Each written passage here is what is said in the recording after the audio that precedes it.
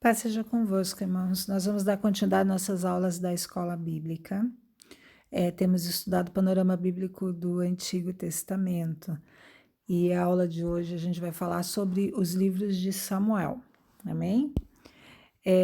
O alvo da nossa lição: ter uma visão histórica da monarquia nos livros de Samuel.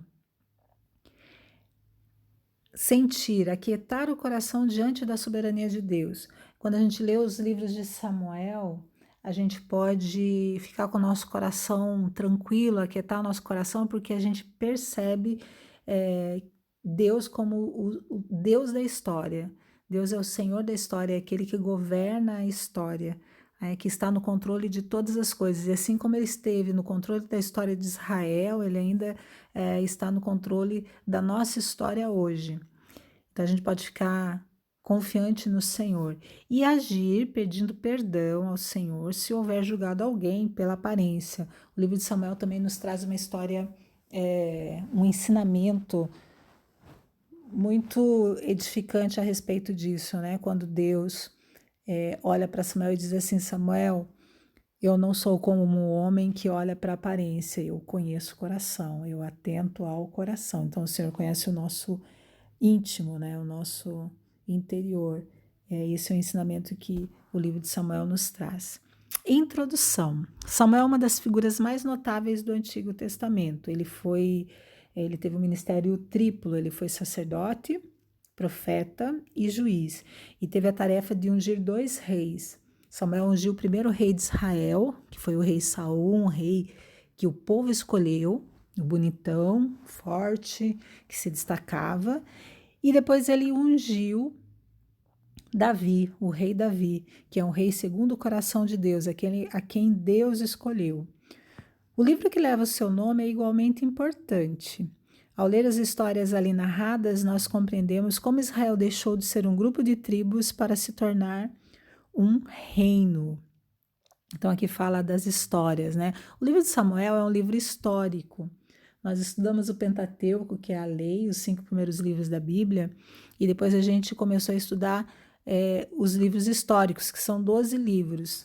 A gente já estudou Josué e nas últimas aulas Juízes e Ruth. Então vamos voltar um pouquinho, né? Josué foi o líder que deu sequência ao que Moisés havia começado, né? Ele foi um líder preparado por Moisés. Então foi Josué que entrou na terra prometida, que levou as tribos a conquistarem aquela terra. Mais tarde, no livro de Josué, a gente vê Josué repartindo a terra entre as tribos. Então, Josué foi um grande líder. E ele liderou esse povo enquanto viveu. Mas Josué morreu. E quando Josué morreu, ele não preparou um outro líder para dar sequência a aquela liderança, aquele ministério deles, né?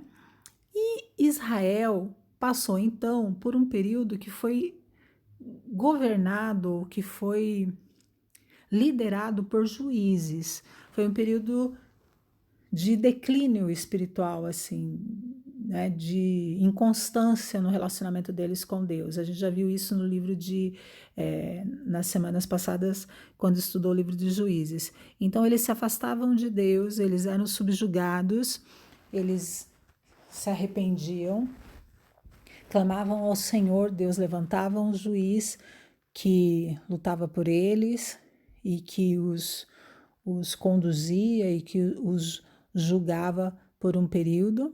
Aí esse juiz morria, aí passava um tempo, eles caíam de novo, eles se afastavam de Deus de novo, eles de novo eram subjugados, disciplinados, lembravam-se de Deus, clamavam ao Senhor, o Senhor vinha com a sua graça, levantavam outro juiz. Então eles passaram por um período cíclico de mais ou menos 350 anos a 400, de 350 a 400 anos, sendo liderados por juízes. Samuel é o último juiz, tá? Então é desse período que a gente está falando. Esse período serve de pano de fundo, né? De preparatório para que Israel se tornasse um reino, porque é nesse período que o povo começa a sentir a necessidade de um rei. Eles começam a querer, nasce no coração deles, o desejo, né, não foi de uma hora para outra, nasce no coração deles esse desejo de ser liderados por alguém, por um rei, né, que um rei liderasse eles. Tá? Então, esse período dos juízes serve como preparatório para que o povo, para que Israel se torne um reino. Amém? Então, vamos dar continuidade aqui. E falando ainda das histórias, né, de Israel, das histórias do livro de Samuel, se você não leu ainda o livro de Samuel, de 1 Samuel, de 2 Samuel inteiro, com certeza você conhece as histórias, muitas das histórias do livro de Samuel. Então, é um livro que contém muitas histórias que nos trazem muitos ensinamentos. Eu vou falar algumas das histórias que você já deve ter ouvido e todas elas estão lá no livro de Samuel. Se você não leu ainda, vale a pena ler e ser edificado com esse livro. Então, é no livro de Samuel que tem a história de Ana, da mãe de Samuel, né? Que vai ao templo e o sacerdote acha que ela está bêbada quando ela ora a Deus. O cântico de Ana, a oração de Ana é lindíssima, a gente vai falar sobre ela mais na frente um pouquinho, clamando um filho, né, a Deus. Depois é no livro de Samuel que tem a história de Samuel, ainda menino, ele é levado ao templo e que Deus fala com ele, Samuel, Samuel, à noite, enquanto ele dorme, Samuel, Samuel, e ele acha que é o profeta Eli, até que ele responde, fala, Senhor, né, que eu estou ouvindo, que teu servo ouve, tá? E aí Deus entrega para Samuel um menino, uma mensagem, né, uma correção, uma exortação ao sacerdote Eli.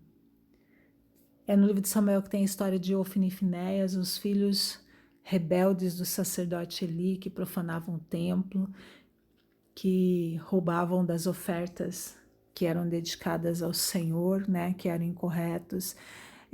Tem a escolha do rei Saul. Nesse livro tem a escolha de Davi, do filho de Jessé, daquele menino que estava pastoreando, né, que era franzino. É nesse livro que tem a história de Davi e Golias, né, dessa batalha onde Davi enfrenta o gigante e onde Davi mostra o seu valor e fala assim, quem é esse incircunciso, né, que está afrontando o meu Deus vivo. Tem a morte de Saul, tem Davi sendo aclamado rei, tem a história da mulher de Urias, né, e de Batseba, que é o episódio do adultério de Davi. Então a gente vê assim que a Bíblia tem histórias de homens de Deus, de pessoas que erram também, né, e que cometem erros e que se arrependem. Tem a história de Uzá, da arca do Senhor, daquele que toca na arca do Senhor e morre, de Mefibosete, que era o filho de Jonatas, o filho que tinha uma deficiência, né? E Jonatas era aquele a quem Davi amava, né? O amigo de coração amado de Davi, filho de Saul. Então tem muitas histórias que você provavelmente já ouviu em mensagens, em estudos bíblicos, em livros que você leu e que vale a pena ler o livro de Samuel, né? Que ministra muito na nossa vida, tá? Dando sequência aqui, ó, visão panorâmica do livro, informações básicas. A autoria é atribuída a Samuel, de 1100 a 970 anos antes de Cristo. O alvo do livro é mostrar a transição da teocracia para a monarquia. O que é a teocracia? Até então, quem era o rei? O povo não precisava de um rei porque Deus era o rei. E o livro de Samuel começa mostrando essa transição, onde o povo clama, o povo pede para Samuel, nós queremos um rei, né? E Deus fala assim, deixa Samuel, deixa, vamos escolher um rei para eles então, né? Então tem esse período de transição. Versículos chaves, 1 Samuel 15, 22 e 2 Samuel 7, 16. Eu vou ler os dois versículos chaves para você. 1 Samuel 15:12 é muito conhecido, que fala sobre obediência. Quando Deus repreende, Samuel fala, né, a Saul. Porém Samuel disse: tem porventura o Senhor tanto prazer em holocaustos e sacrifício, como em que se obedeça a palavra do Senhor? Eis que o obedecer é melhor que o sacrificar, e o atender melhor é do que a gordura de carneiros. E no livro de 2 Samuel 7,16, eu tenho um versículo-chave, que é falado a Davi, né, na confirmação, e diz assim, ó: porém, a tua casa e o teu reino serão firmados para sempre. Diante de ti, teu trono será firmado para sempre. A aliança de Deus com Davi. Ok? Palavra-chave de 1 Samuel, transição, que é a transição da teocracia para a monarquia. E 2 Samuel, aliança, que é a aliança de Deus com Davi, tá? O esboço aqui, a gente já está terminando. 1 Samuel tem o nascimento do reino, então a gente vê ali, ó, começa com o juizado de Samuel, primeiro a transição de Samuel para a monarquia, depois a eleição, né, de Saul como rei, o pecado de Saul, e aí nos capítulos finais de 1 Samuel a gente já vê o reino de Saul rejeitado e o de Davi antecipado, né, a escolha de Davi, e a gente vê aquele período em que Saul começa a perseguir Davi. Tá? E no livro de 2 Samuel, a gente vê a expansão do Reino Unido, a gente já vê o reinado de Davi, começa com Davi reinando, né? Sob a bênção de Deus, ele pecando, aquele episódio do adultério, né? De Batseba, sob maldição, recebendo a consequência do pecado dele, e os capítulos finais de 2 Samuel, com uma retrospectiva sobre o que aconteceu e uma prospectiva sobre aquilo que viria a acontecer, né? E Samuel, para terminar em uma sentença, o que a gente pode dizer de Samuel em uma sentença? É que Deus inclui a monarquia em seu programa. O plano de Deus era ele reinar, mas Deus inclui a monarquia em seu programa, ungindo Saul no início, mas manifestando em Davi o cumprimento das suas promessas, né? Lá em Gênesis já havia uma promessa falando que o povo de Deus viria um rei, né? Que era da linhagem de Judá, né? Então Deus cumpre em Davi isso, tá? E a razão da existência de dois livros. Tem o primeiro e o segundo Samuel nas nossas Bíblias, mas originalmente no hebraico foi escrito um livro só, tá?